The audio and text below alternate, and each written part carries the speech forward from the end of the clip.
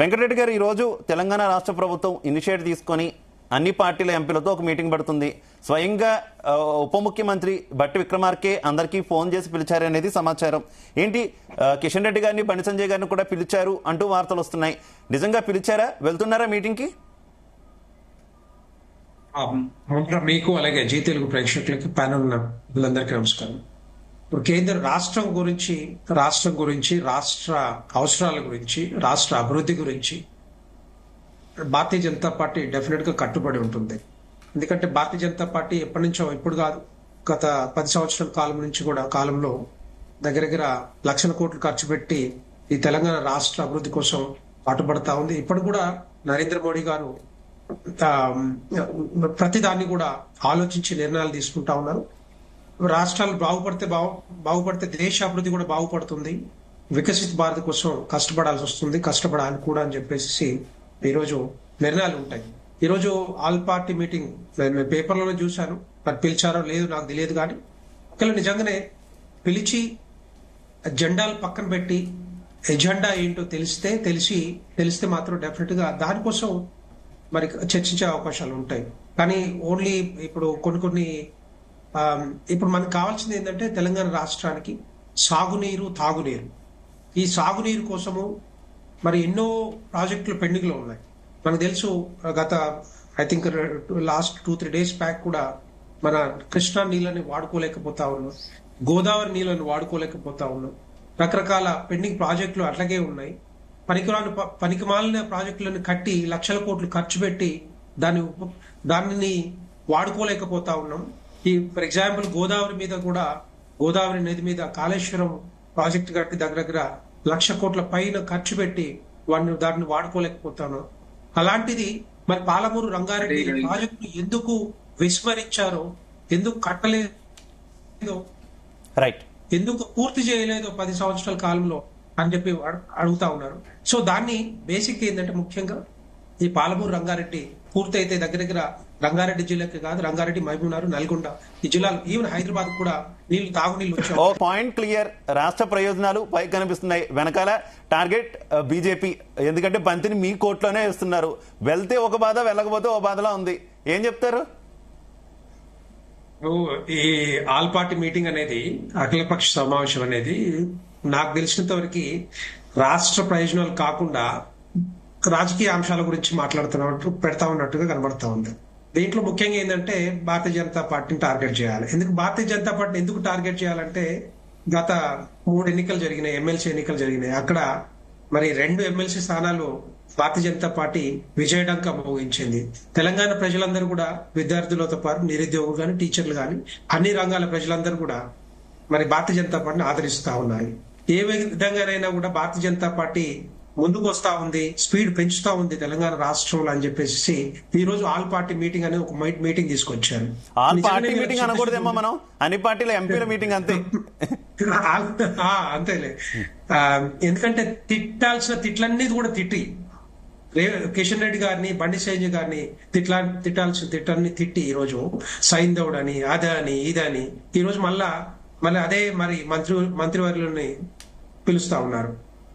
నేనేమంటున్నా అంటే భారతీయ జనతా పార్టీకి చిత్తశుద్ధి ఉంది, కమిట్మెంట్ ఉంది, డెడికేషన్ ఉంది. ఏం చేయాలనుకుంటాం, చేస్తాం, డెఫినెట్ గా చేస్తాం. Congress party all party meeting పెట్టినా, లేకపోతే ఎంపీలను పిలవకపోయినా కూడా డెఫినెట్ గా మేము చేయాల్సింది చేస్తున్నాం. దాంట్లో డౌటే లేదు, ఎవరికి డౌట్ ఉండాల్సిన అక్కర్లేదు. అందుకే కదా ఇప్పుడు వీళ్ళు చేయనివి, ఇప్పుడు వీళ్ళు ఇచ్చిన హామీలు, అబద్ధ హామీలు, అవన్నీ కూడా తుంగలో తొక్కి ఏం చేయలేని పరిస్థితుల్లో, డబ్బులు లేక, ఆర్థిక స్థితి బాగలేక, ఇది ఒక పెట్టినాం, ఎంపీలందరినీ పిలిచినాం, మేము మాట్లాడినాం, వాళ్ళు రాలేదు, వీళ్ళు రాలేదు, రేపు పొద్దున బురదజల్లే ప్రయత్నం చేస్తారేమో అని అనుకుంటా ఉన్నాం. అది తెలంగాణ ప్రజలందరూ కూడా గమనిస్తారు, దాంట్లో ఇష్యూ డౌటే లేదు. ఎందుకు చెప్తున్నానంటే వీళ్ళు ఇచ్చిన హామీలు, రకరకాల హామీలు, అబద్ధ హామీలు, ఇవన్నీ కూడా ఏవి కూడా ఫుల్ఫిల్ కావట్లేవు, తప్పులు లేవు. ఇప్పుడు ఏం చేస్తున్నారు, 18,500 కోట్ల రూపాయలు మంత్లీ నెలకి ఆదాయం వస్తూ ఉంటే రకరకాల రంగాల నుంచి దాన్ని 25,000 కోట్లకు పెంచాలి అని చెప్పి ఆలోచన. 6,000 కోట్ల రూపాయలు ఇది జీతాలకు పోతుంటాయి, 6,500 రూపాయలు సంక్షేమం వాటికి ఇటు పోతా ఉన్నాయి. సో మిగతా ఇంకేం లేవు. మా దగ్గర 5,000 కోట్ల రూపాయలు ఉన్నాయి.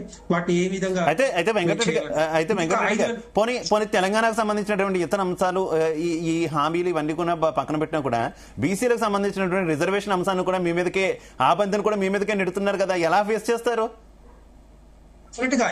మేము చేయాల్సిందంతా చేస్తాం, కేంద్రం రిజర్వేషన్లు ఇవ్వలేదు అని అంటే సైంటిఫిక్ గా చేసి ముస్లింలని దాంట్లో పెట్టకపోతే, ఏది ఆ రిపోర్ట్ లో పెట్టకపోతే, రిజర్వేషన్ లో ముస్లింలు యాడ్ చేయకపోతే మాత్రం డెఫినెట్ గా చర్చకు వచ్చే అవకాశాలు ఉంటాయి. కానీ యాడ్ చేసుకుంటూ వాళ్ళ స్వార్థ ప్రయోజనాల కోసం కాంగ్రెస్ పార్టీ ముస్లింలను కూడా దాంట్లో యాడ్ చేసి పంపిస్తే మాత్రం డెఫినెట్ గా అది డిబేటబుల్. అది అక్కడ అది చేస్తారా చేయరనేది అది పార్టీ నిర్ణయం తీసుకుంటుంది. ఎందుకంటే ఆల్రెడీ ఇద్దరు మంత్రులు కూడా చెప్పారు, కేంద్ర మంత్రులు కూడా, బండి సంజయ్ గారు కానీ లేకపోతే కిషన్ రెడ్డి గారు కూడా చెప్పారు, ఎట్టి పరిస్థితుల్లో అది లేకుండా మా దగ్గరకు వస్తే మాత్రం మేము చర్చించే అవకాశాలు ఉంటాయి, దాని మీద పార్లమెంట్ లో పెట్టే అవకాశాలు ఉంటాయి. కానీ నిజంగానే వీళ్ళ స్వార్థ రాజకీయ ప్రయోజనాలు పెడితే మాత్రం ఊరుకునేది లేదని నేనేమంటున్నట్టు, ఇవన్నీ కూడా మొత్తం టోటల్ గా కూడా ఇదంతా కూడా ఏంటంటే కాంగ్రెస్ ప్రభుత్వం చేతగాని ప్రభుత్వం, చేయలేని ప్రభుత్వం, దాన్ని ఏదో మళ్ళీ వేరే పార్టీల మీదకి డైవర్ట్ చేయడానికి చేస్తున్న ప్రయత్నమే తప్పితే మీరు వాళ్ళ ప్రభుత్వం చేతగాని ప్రభుత్వం అంటున్నారు, కేంద్ర ప్రభుత్వం చేతైన ప్రభుత్వం అయినా తెలంగాణకి ఏం చేయట్లేదు అంటున్నారు. ఎందుకు చేయట్లేదండి? డెఫినెట్ గా చేస్తుంది. బీఆర్ఎస్ పార్టీ అడిగితే చేసిందా లాస్ట్ టైం 10 సంవత్సరాలలో? బీఆర్ఎస్ పార్టీ కానీ బీఆర్ఎస్ ప్రభుత్వం అప్పుడు ఏం చేశారు, ఇప్పుడు ఏం చేయట్లేదు? ఒకసారి రామ్మూర్తి గారే చెప్తారు. రామ్మూర్తి గారు కంటిన్యూ చేశారు. చెప్పాను కదా, దగ్గర 10 లక్షల కోట్ల రూపాయలు ఖర్చు పెట్టి తప్పనిసరిగా రాష్ట్రానికి ఏదో ఒకటి కేంద్రంలో ఉన్నటువంటి ప్రభుత్వం చేయాలి, చేసేటటువంటి పరిస్థితిని ప్రస్తుతం రాష్ట్ర ప్రభుత్వం కల్పిస్తుంది అనుకోవాలి. ఒకవేళ చేసినా చేయకపోయినా కూడా కొంత ఇబ్బందికర సిచ్యువేషన్ రాష్ట్రంలో బీజేపీకి వచ్చే అవకాశం ఉందనుకోవాలి. ఇబ్బందికర పరిస్థితి ఎక్కువ ఇప్పుడు భారతీయ జనతా పార్టీకి. ఎందుకంటే నేను చెప్పాను, ఇంతకుముందునే చెప్పాను, కమిట్మెంట్ ఉన్నది భారతీయ జనతా పార్టీకి, కాంగ్రెస్ పార్టీకి కాదు. కాంగ్రెస్ పార్టీ కానీ బీఆర్ఎస్ పార్టీ కాదు.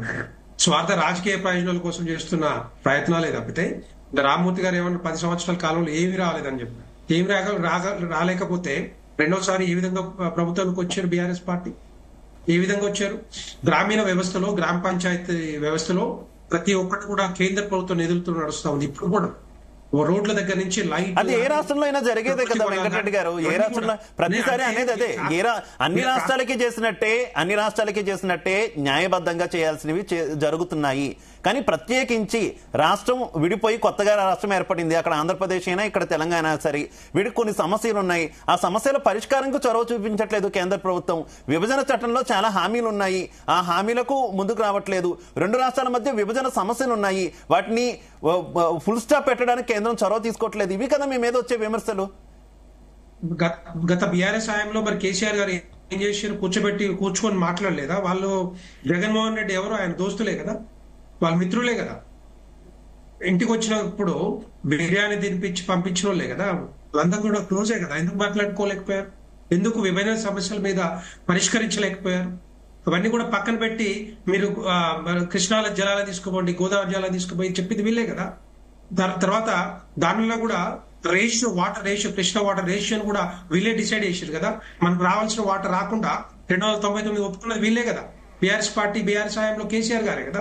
ఇవన్నీ వాళ్ళు పరిష్కరించలేక ఇప్పుడు మరి భారతీయ జనతా పార్టీ మీద రుద్దితే ఎట్లా? వీళ్ళు నిజంగానే చేయలేకపోతే definite yes Bharatiya Janata party చేస్తుంది, కేంద్ర ప్రభుత్వం చేస్తుంది.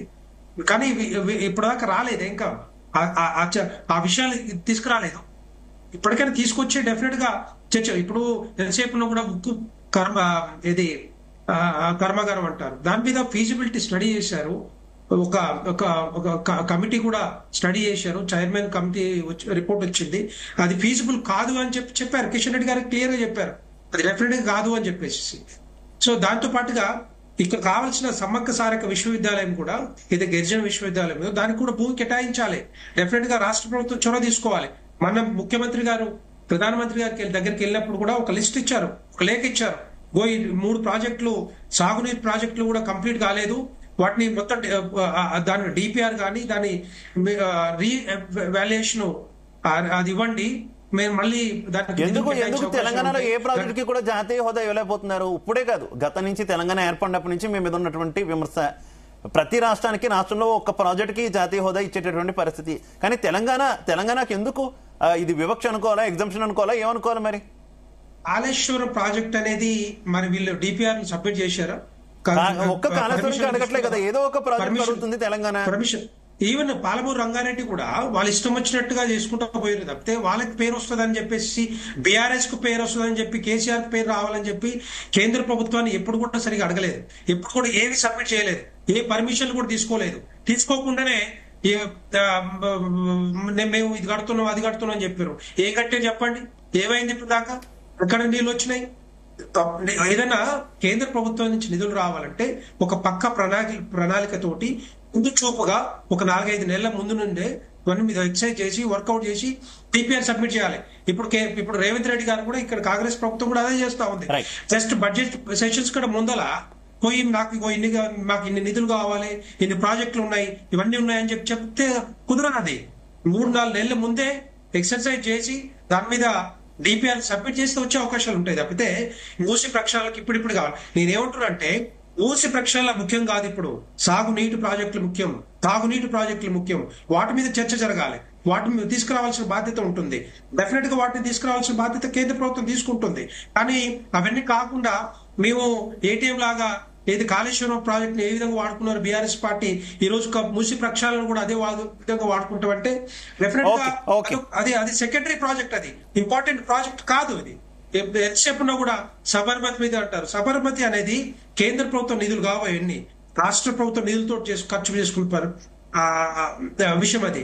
కానీ రాష్ట్రంలో ఈ మూసి ప్రక్షాళన వాళ్ళు చేసుకోవాలి కదా, వాళ్ళు రాష్ట్ర ప్రభుత్వం నిధులతో చేసుకోవాలి. వీళ్ళ చేతగాక చేయలేక ఇప్పుడు నేనేం చెప్తున్నా అంటే ఇదే రాష్ట్ర ప్రభుత్వాన్ని నడిపించలేక వీళ్ళు ఏం చేస్తున్నారు, లెక్కర్ మీద ఆదాయం, రిజిస్ట్రేషన్ మీద ఆదాయం, ఇవన్నీ కూడా పెంచుకోవాలని